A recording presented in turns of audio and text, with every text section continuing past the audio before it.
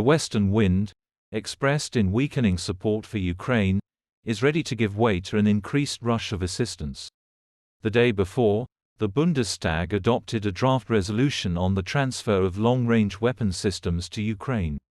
The resolution does not directly mention the Taurus, but calls on the Cabinet of Ministers to begin supplying long-range weapon systems to Ukraine, to destroy strategic targets far behind the lines of the Russian aggressor.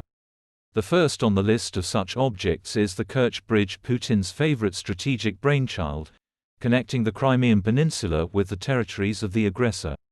And although Zelensky says that his country has no alternatives in case the United States refuses military assistance, there is a feeling that a positive decision will be made even at the cost of the impeachment of the Speaker of the House of Representatives, Trumpist Johnson. The head of European diplomacy, Josep Borrell, sounds the alarm, stating the excessive protractedness of this war and the need to achieve a just peace in Ukraine. Both just and peace in Ukraine, he emphasized. If the West does not change its approach to helping Ukraine now, then in 3 months the situation on the battlefield will already be resolved, Borrell sadly noted. Meanwhile, Putin inspects the production of the military-industrial complex, enjoying climbing into the cockpit of a Tu-160M bomber capable of carrying a doomsday weapon on board.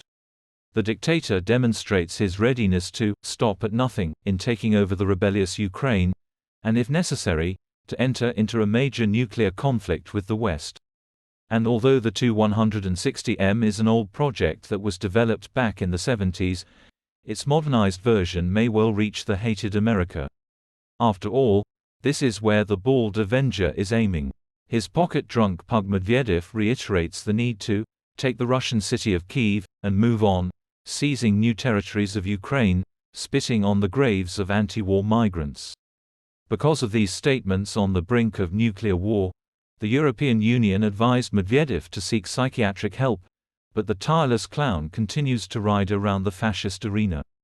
And from the sleeve of the system, they urgently pulled out the newly made widow of the oppositionist killed by Putin, Yulia Navalnaya.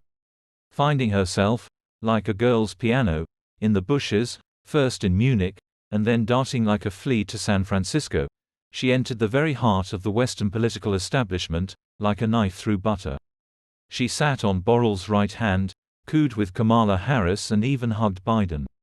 The Kremlin is gently but persistently pushing the idea of negotiations. And although Victoria Nuland promises some crushing sanctions because of Navalny's death, the Kremlin does not believe in their hurricane power. But they believe that the Trojan mare Julia is capable of pushing the idea of negotiations into the head of the US president. She never once spoke out about the nature of this war, did not condemn its imperial essence, and did not support Ukraine in the struggle for independence. And judging by the haste with which the curators have been plugging its gaps in recent days, the confusion may sink if negotiations are not urgently started. Perhaps FSB Army General Korolev, as the chief curator of the FBK, was given the last chance to win back the Navalny project. But Alexei's mother, Lyudmila Navalnaya, is already recording appeals, and not only to Putin, but also to Yulia, bringing serious accusations against her.